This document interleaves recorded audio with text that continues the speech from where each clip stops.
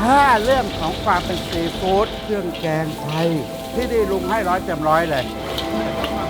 อันดับแรกก่อนพริกแกงทุกๆ อย่างที่เราใช้ในร้านเนี่ยจะเป็นการทำเองหมดเราได้ความเข้มข้นกว่าข้างนอกอย่างแน่นอน และเราสามารถที่จะคอนโทรลรสชาติได้หมดเลยครับ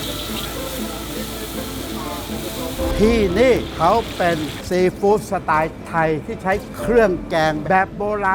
ณเลย คำว่าโบราณไม่ได้หมายถึงเฉพาะแค่รสชาติอาหาร แต่กรรมวิธีในการทำด้วย สิ่งนี้ก็สำคัญ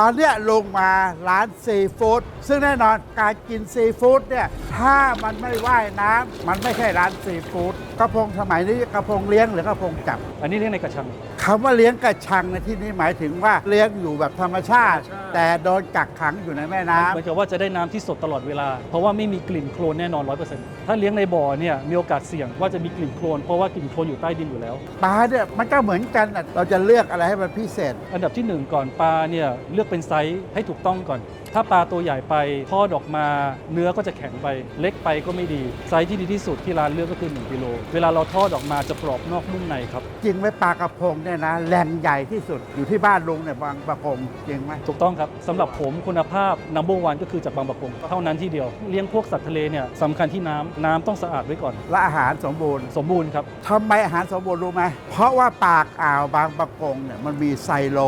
ส่งข้าว ส่งลำพอเรือโป๊ะมันเข้ามาเรือลากเข้ามาเพื่อจะเอาไปสีชังเนี่ยพวกเศษอาหารมันจะลงอยู่ลอยปากอ่าวแม่น้ำบางประกงก็กลายเป็นว่าโอเค ร้านเนี่ยใช้ปลากระพงบ้านลุงอ่ะบางประกงปากอ่าวเลย ก็เรียกว่าสมบูรณ์ที่สุดแล้วก็ข้อสำคัญเขาต้องบอกว่า 1 กิโลเท่านั้น 1 กิโลเท่านั้นครับ แล้วตอนนี้มีปลาแล้วมีอะไรให้ดูอีก ดูเต๋าเต้ยไหมครับเพิ่งมาจากกระบี่เองเมื่อเช้า มาจากกระบี่ มาจากกระบี่ ไหนเราไปดู บัวลอยครับ ครับ อันนี้ครับเพิ่งมายังไม่แกะกล่องเลยครับ อันนี้เป็นเต่าเต้ยจากกระ เต๋าเต้ย บี่ จากกระบี่ครับ ไซส์กิโลเนี่ย ไซส์นี่มีตั้งแต่ 7 ขีดถึงประมาณ 1 กิโลครับ อันนี้ตัว 7 ขีดครับ เป็นโอลอย อวนลอยครับแน่นอน 100%เพราะว่าฝั่งกระบี่เนี่ยมันเป็นการทำการประมงที่อนุรักษ์ธรรมชาติ เขาเลยไม่อนุญาตให้เป็นเรือลากลงไปที่นั่น ได้เฉพาะเรือเล็กอวนลอย อันนี้เลยมั่นใจ 100% เต่าเต้ยนะหากินยากเกล็ดมันต้องเป็นสีเงิน แบบนี้ถ้าสีขาวๆน้อยๆไม่อร่อย อย่างกล่องเนี่ยเขาจับมาได้เมื่อไหร่เขาก็แจ้งผมเมื่อคืนว่าได้ประมาณ 8-9 ตัวแล้วส่งขึ้นมาเลย เราไม่ต้องรอแบบมา 20-30 ตัว เราจะได้มีได้ทุกวันขายวันต่อวันดีกว่า ดูปลาและปู อยู่ข้างในครัวครับ อ่ะ ปู มีอีกนะ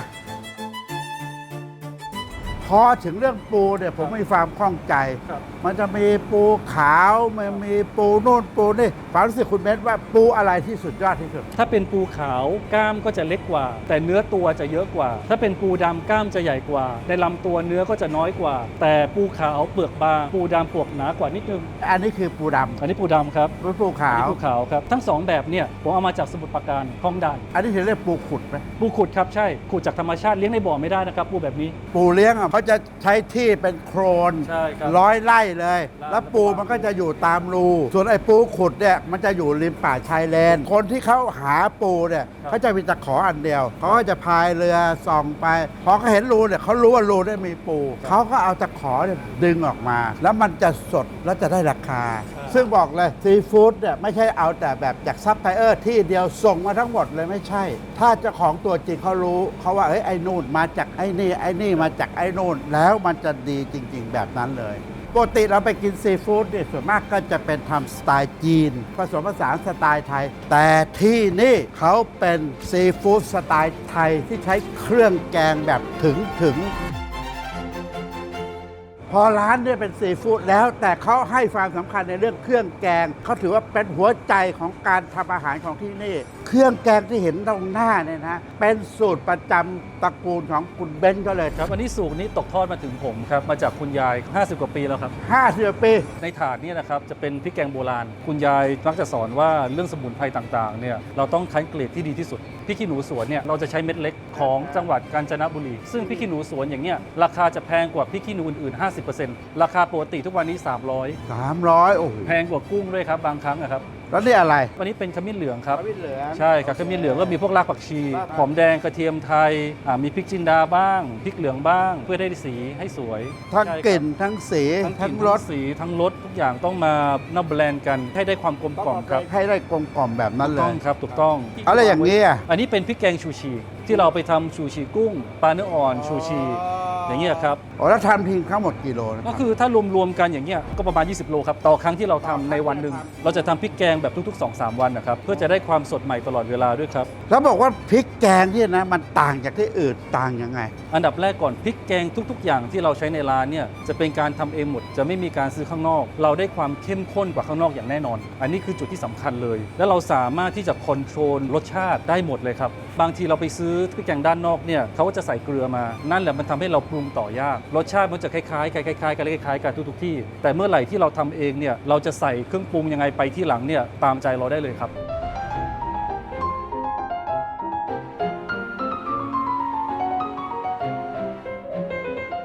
อย่างนี้นะสบายเพราะพอเข้าไปปุ๊บทุกอย่างมันเข้าไปส่วนผสมอยู่ในนี้สมัยเด็กๆรู้ไหมในการตำครกเนี่ยอย่างครกเปล่าๆเนี่ยอยู่ๆไม่ได้เอาอะไรใส่ตำลงได้ไม่ใช่นะมันต้องลงด้วยเกลือก่อน เกลือเสร็จลงด้วยกระเทียม เพื่อพอตำเสร็จแล้วมันมีการแฉะแล้วค่อยใส่ของแห้งเพื่อไม่ให้มันกระเด็นแล้วเวลาตำเนี่ยนะต้องเอามือนี่ป้องเสียงมันต้องป๊อกป๊อกป๊อกป๊อกโอ้โห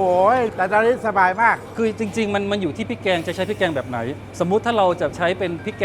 งส้ม หรือแกงเหลืองเนี่ยมันจะเป็นเครื่องบดที่ใหญ่ แล้วมันจะเป็นตัวหินโม่และพริกแกงจะละเอียด อันนั้นคือเราไปต้มต้องใช้ความละเอียดสูง แต่พริกแกงอย่างเงี้ยอย่างโบราณของสูตรทางร้านเนี่ยพริกแกงของเราจะไม่ทำให้ละเอียดมาก เราจะต้องให้มันมีน้ำมีเนื้อต้องเป็นชิ้นเราก็เลยมาใช้เครื่องบดอันนี้เพื่อรักษา texture ไว้ด้วยครับ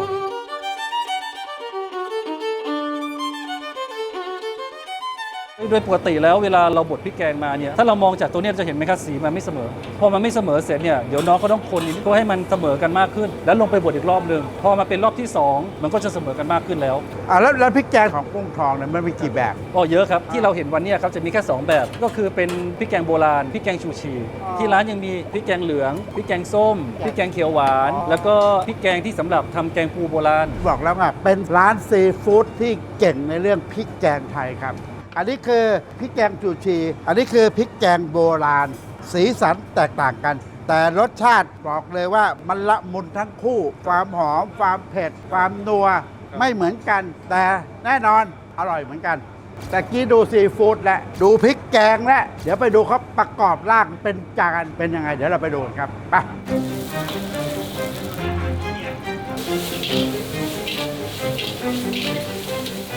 คือในส่วนของอาหารที่เราขายที่นี่อาหารจานเด่นเนี่ยจะมีการสืบทอดมาจากคุณยายผม แล้วคุณยายเป็นคนที่ไหนครับ เป็นคนเพชรบุรีครับ เพราะฉะนั้นเครื่องแกงต่างๆเนี่ยก็เป็นแนวคนเพชร เป็นแนวแบบภาคกลางกับใต้มาผสมกันดีกว่าครับ อ๋อ มาเจอกันนอกจากเรื่องของรสชาติเนี่ยกรรมวิธีที่เราทำเนี่ยเราโขลกหมดทุกๆอย่าง เราจะได้ความหอมของน้ำมันพริกที่ออกมากับพริกแกงในแต่ละจาน อันนี้ รับ คือโขกทำอะไรเนี่ย อันนี้โขลกทำผัดสตอกะปิกุ้งครับ สตอกะปิกุ้ง สตอของเราใช้เฉพาะจังหวัดเพชรบุรีเป็นสตอข้าวเม็ดเล็กอย่างเดียวครับเพราะว่าจะกรอบครับแล้วก็จะไม่ขมมาก ถ้าของใต้เนี่ยเขาจะใช้พริกแกงไปผัด แล้วจะมีความเป็นเนื้อของพริกแกงแล้วก็ออกเค็มหน่อย แต่ของผมเนี่ยมันจะออกเป็นสไตล์ที่ว่าเผ็ดเค็มหวานเปรี้ยว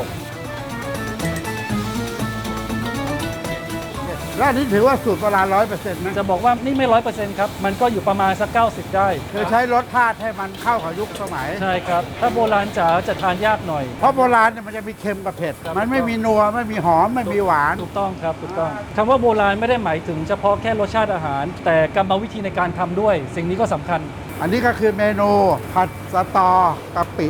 กุ้ง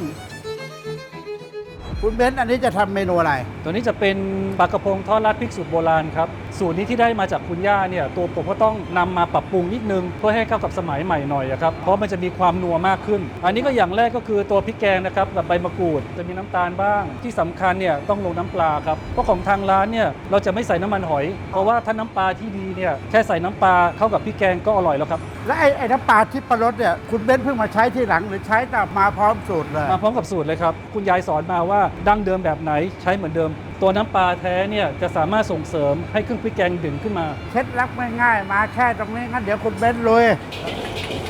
อันนี้ครับลงพริกแกงก่อนนะครับผัดกับน้ำมัน เราใส่น้ำมันเยอะๆนี่เพื่ออะไร เพื่อให้มันอุ้มรสชาติครับไม่ใช่เราผัดไปแล้วรสชาติมันระเหยขึ้นหมด อ๋อให้อุ้มรสชาติไว้ ถ้าน้ำมันน้อยๆผัดไปมันจะระเหย มันจะระเหยขึ้น แล้วเราต้องผัดด้วยเตาจีนนะครับเพราะว่าจะได้ผัดให้มันไวตอนนี้เราใส่น้ำตาลเพื่อให้พริกแกงรัดตัวครับแล้วตอนนี้เราใส่น้ำปลาที่ปรสนะครับเท่านั้นเลย ตอนใส่แต่ละขั้นตอนเนี่ยกลิ่นมันออกมาเลย ออกมาเลยครับจะตีใส่จมูกเลยครับ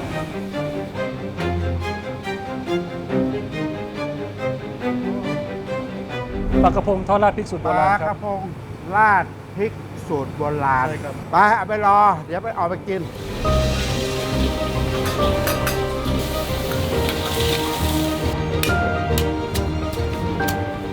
แล้วเมนูต่อไปอะไรเนี่ย เป็นปูทะเลผัดพริกขี้หนูสวนครับ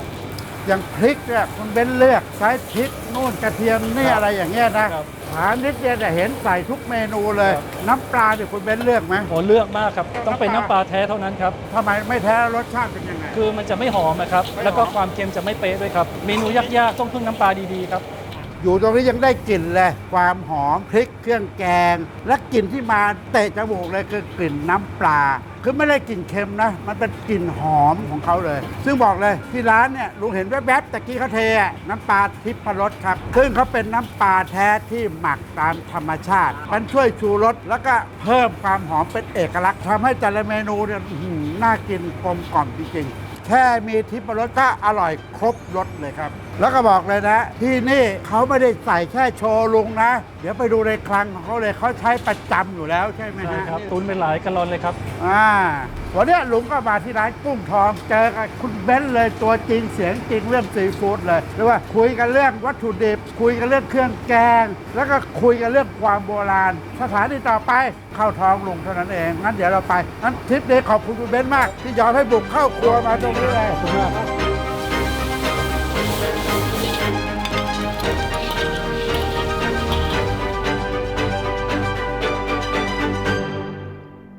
ตอนนี้ก็ได้เวลาท้องร้องแล้วครับ อันนี้ก็คือเป็นปลากระพงราดพริกแบบโบราณที่ตะกี้เนี่ยเข้าไปผัดใส่น้ำมันเยอะๆ เพื่อดึงความหอมแล้วก็อุ้มชูรสชาติของพริกแกงเขาพอกินกับปลาทอดสดๆกรอบๆนะโคตรฟินเลย ตัวพริกแกงเนี่ยรสชาติสมกับคือเป็นซีฟู้ดสไตล์ไทยจริงๆลุงชอบความเป็นพริกของเขาเนี่ยพริกเขาเนี่ยมันไม่ได้กินแล้วละลาย มันเป็นเหมือนคล้ายๆน้ำพริกเผา แต่เป็นกิ่งพริกแกงมีเท็กเจอร์ที่แบบกินแล้วมันสัมผัสได้มันเป็นก้อนเคี้ยวพริกแกงเขาได้แล้วหอมอร่อยครับ อันนี้ก็เห็นจะตามสดๆนะฮะน้ำพริกกะปิผัดสตอ อันนี้เขาเรียกสตอข้าว ซึ่งเป็นเม็ดเล็กๆผัดจากกะปิครับ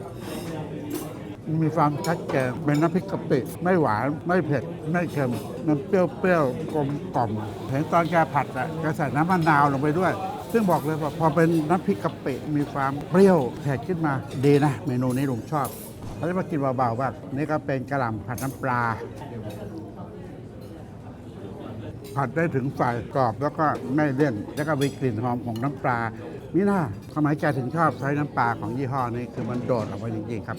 อย่างลุงเนี่ยรู้จักร้านนี้ตั้งแต่ก่อนโควิดเลย ซึ่งตอนนั้นเขาเคลมเลยนะซีฟู้ดเขาเนี่ยเป็นซีฟู้ดเครื่องแกงไทย ซึ่งบอกในสมัยนั้นมันไม่มีเขาว่าซีฟู้ดมันต้องสด มันจะต้องเป็นแบบจีน ซึ่งตอนนั้นแกทำใหม่ๆนี่แกจัดจ้านจริงๆ กินเรียกว่าเผ็ดทุกตัวแกก็ดรอปความเผ็ดลงไป แต่ความหอมยังคงเหมือนเดิมครับ อันนี้ครับเป็นปลาหมึกพวกที่เราจะเห็นพวกปลากระพงราดน้ำปลานี่อันนี้เป็นปลาหมึกนะปลาหมึกหอมเนี่ยไปชุบแป้งทอดแล้วราดด้วยน้ำปลาปลาหมึกเขาหนึบหนึบๆเด้งเด้งๆกำลังดีไม่มีเหนียวเลย น้ำปลาเนี่ยอันนี้อาจจะออกเค็มไปนิดนึงแต่ยังหอมอยู่อย่าใส่เยอะก็ใส่กำลังดีราดข้าวอร่อยครับ เมนูซิกเนเจอร์ที่นี่นะมาทุกครั้งไม่เคยขาดกุ้งทอดเกลือที่นี่เขาเด็ดครับ ไอ้กุ้งทอดเกลือนี่นะคนทำต้องมีฝีมือจริงๆเลยเห็นไหมฮะทำแล้วเนี่ยมันกุ้งยังต้องเยิ้มเบบออกมาดิแล้วพอมันกุ้งไปคลุกกับข้าวนะ สุดยอดครับเนี่ยใส่กับกุ้งเนี่ยเยิ้มก็มีความเค็มความหอมแล้วก็มีตัวอนูของมันกุ้งมาผสมผสานแบบนี้คดข้าวหมดเป็นหม้อครับพอกินอาหารนะบอกเลยกินซีฟู้ดลุงก็กินมาทั่วโลกนะความเป็นซีฟู้ดแต่แม่กินที่ไหน อร่อยสู้เมืองไทยไม่ได้ยังไปกินที่เมืองนอกมันสดก็จริงแต่มันไม่มีรสชาติอะไรในการปรุงเลยบ้านเราเนี่ยได้ทั้งสด ได้ทั้งรสชาติความเค็มความหอมความเผ็ดโคตรมีความสุขเลยถึงกุ้งไปแล้วอันนี้ดูปูเข้าไปผัดเข้าไปคลุกกับน้ำปลานะเขาจะใช้พริกแบบเขาเรียกลูกโดดอะพริกขี้หนูความเป็นพริกของเมืองไทยถ้าตบหนักๆนะโคตรเผ็ดตบเบาๆแค่เอากลิ่นความหอมออกมานิดๆหน่อยๆโคตรอร่อยเลยเนี่ยความสดนะมาก่อน ความเค็มอ่อนๆจากน้ำปลาเนี่ยเข้าไปส่วนผสมแล้วบอกเลยครับโคตรอร่อย อันนี้ก็เป็นแกงปูใบชะพูแล้วปูเขาเนี่ยเป็นตอนๆอย่างนี้เลย เครื่องแกงที่นี่ก็หอมจริงๆแล้วมันราดกับน้ำจีนมันรสชาติมันกลมกล่อมอร่อยไม่มีเผ็ดโดดเลยครับ และนี่เลยเต๋าเต้ยที่มาจากกระบี่เนี่ยลุงต้องขอชิมซีอิ๊วก่อน เพราะปลาเนี่ยดูแล้วมันสดแต่ลุงอะชอบความเป็นซีอิ๊วน้ำซีอิ๊วเนี่ยเขาหอมเลย หอมแบบสไตล์ฮ่องกงเลยฮะบางที่ไปกินไอ้ซอสราดเนี่ยราดซีอิ๊วอย่างนี้นะจะเค็มโดดเลยแต่นี่คือเค็มหอมมากเต๋าเต้ยนี่ไม่ต้องห่วงเลยสดเด้งกัดไปไม่มียุ่ยเลยหนังเนื้ออร่อยเลยอะ